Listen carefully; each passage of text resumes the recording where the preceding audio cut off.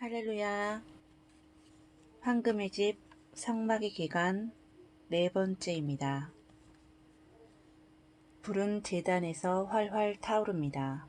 제단 중간 높이로 안쪽에 놋 그물이 설치되어 있고 그 위에 나무가 놓입니다. 하나님 자신이 점화하신 불이 여기서 타오릅니다. 제사장이 그 양을 불 속에 넣을 때 그 이스라엘인은 한 번 더 놀라게 됩니다. 얼마나 무서운 불길인지요. 하나님은 소멸하는 불과 같다고 말씀하십니다.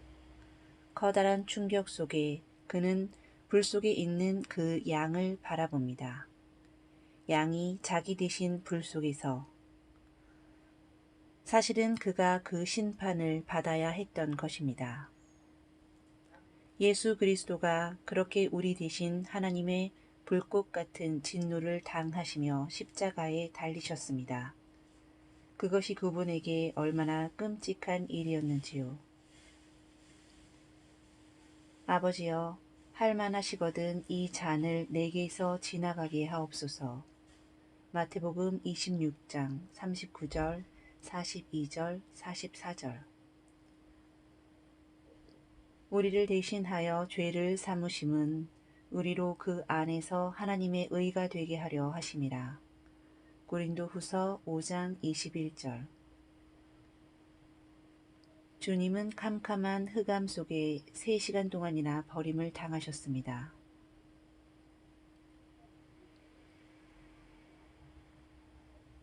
제9시쯤에 예수께서 크게 소리질러 가라사대 엘리 엘리 라마 사박다니 하시니 이는 곧 나의 하나님 어찌하여 나를 버리셨나이까 하는 뜻이라.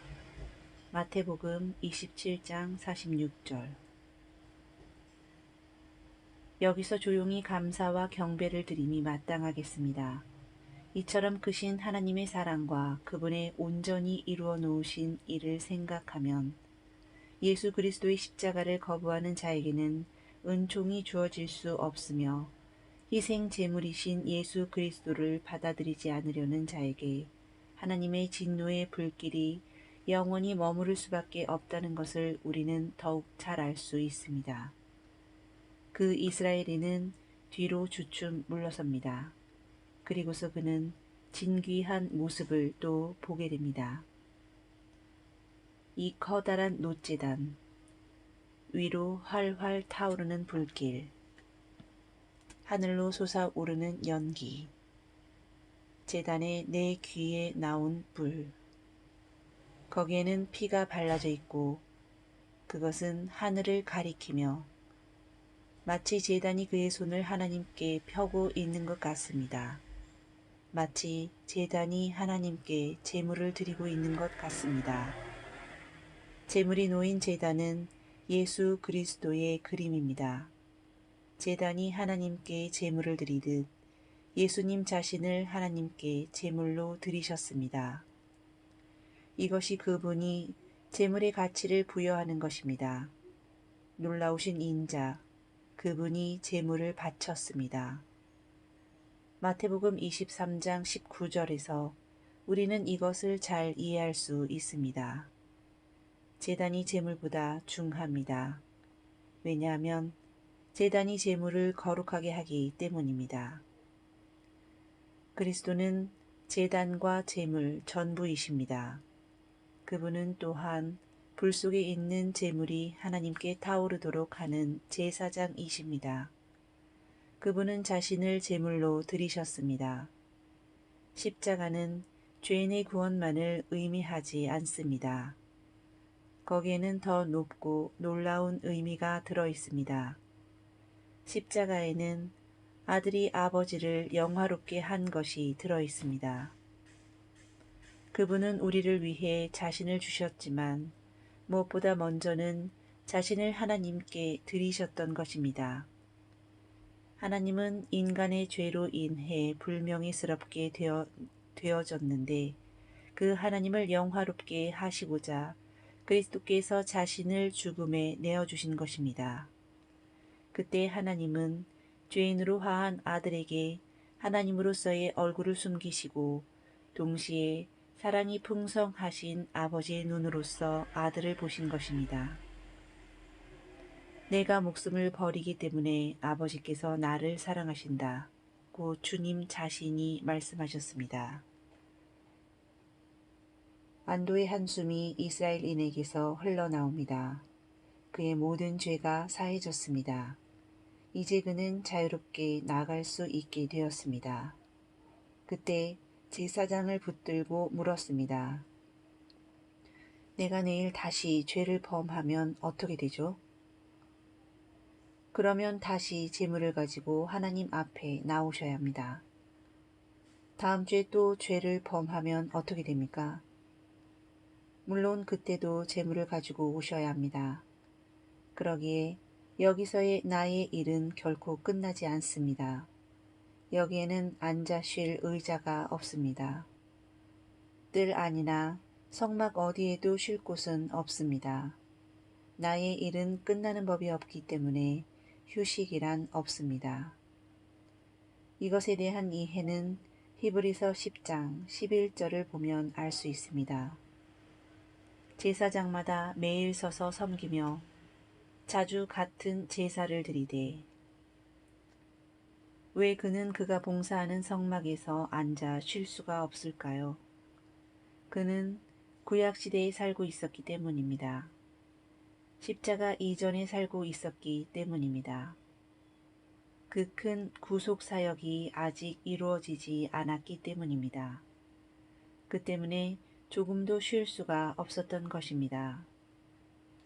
수많은 희생 제물이 끌려와 살해되었습니다. 그 예로 열왕기상 8장 63절에 보면 2만 2천 마리의 소가 솔로몬 성전 낙성식 때 화목 제물로 드려졌습니다. 이 모든 희생 제물도 죄를 제거할 수 없었습니다. 히브리서 10장 4절에서는 이는 황소와 염소의 피가 능히 죄를 없이 하지 못함이라고 말씀하고 있습니다. 그러나 구약시대에도 우리가 그 이스라엘인에게서 본 것과 같이 죄 사함을 받았습니다. 시편 32편 1절에서 다윗은 이렇게 말했습니다. 허물의 사함을 받고 자신의 죄가 가려진 자는 복이 있도다. 그러나 그 죄 사함은 일시적이었습니다. 또 죄를 지으면 죄물을 다시 가져와야 했습니다.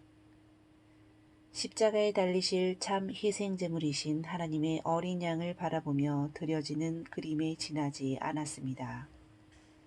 그때는 안식이란 없었습니다.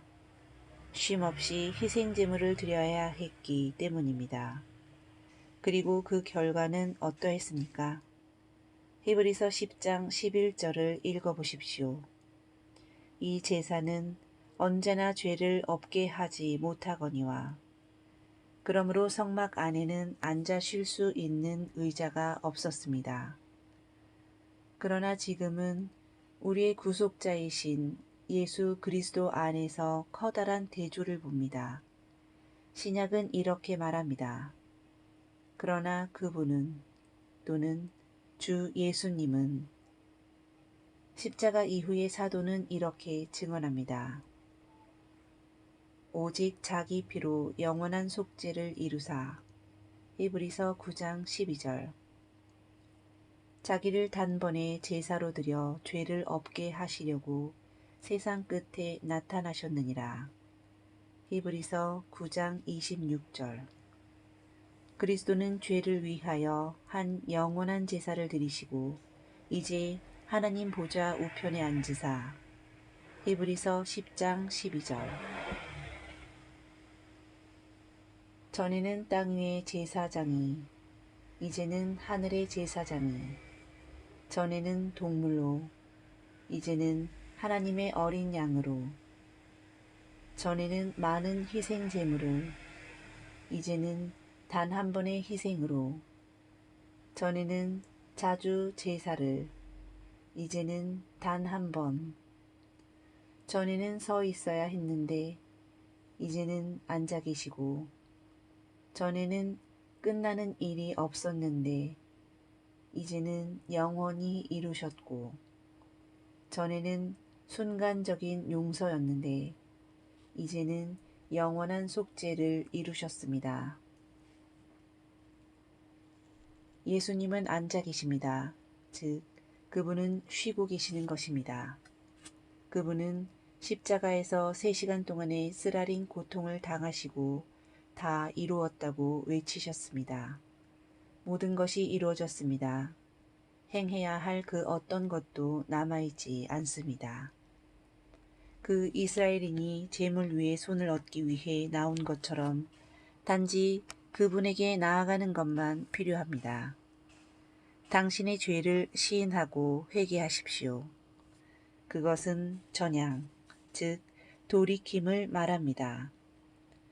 우리 죄를 자백하면 저는 미쁘시고 의로우사 우리 죄를 사하시며 모든 불의에서 우리를 깨끗하게 하십니다. 그분을 믿으십시오. 그분을 의지하십시오. 하나님께서는 아무것도 더할 것이 없다고 선언하셨습니다. 그분이 세상 끝에 나타나셔서 하나님께서 계획하신 일을 완성하셨습니다. 바라보십시오. 바라보기만 하십시오. 그리고 살아나십시오. 십자가에서 달리신 예수님을 쳐다보기만 하십시오. 그곳에는 생명이 있습니다. 쳐다보는 순간 생명은 당신의 것입니다. 믿음의 눈으로 보는 자는 그 순간에 나음을 입습니다. 그 밖에도 역시 안식을 취하시는 분이 계십니다. 아버지 하나님이십니다. 하나님도 온전히 만족하셨으며 그 아드님이 십자가 위에서 이루신 사역 안에서 쉬십니다. 당신도 하나님이 쉬시는 재물 안에서 쉬십시오. 평강의 안식처, 평화가 이제 내 영혼에 넘칩니다. 하나님이 만족하시는 그리스도 안에서 나 또한 안식을 누립니다. 훗날 구원받은 성도들이 하늘에 올리어 노래를 부를 때 그들은 자기들을 찬양하는 노래를 부르지 않을 것입니다. 자신은 영광받을 가치가 없음을 잘 압니다. 그들은 주 예수를 찬송할 것입니다. 죽음을 당하신 어린 양이 능력과 부와 지혜와 힘과 존귀와 영광과 찬양을 받으시기에 합당하도다. 요한계시록 5장 9절로 12절. 할렐루야.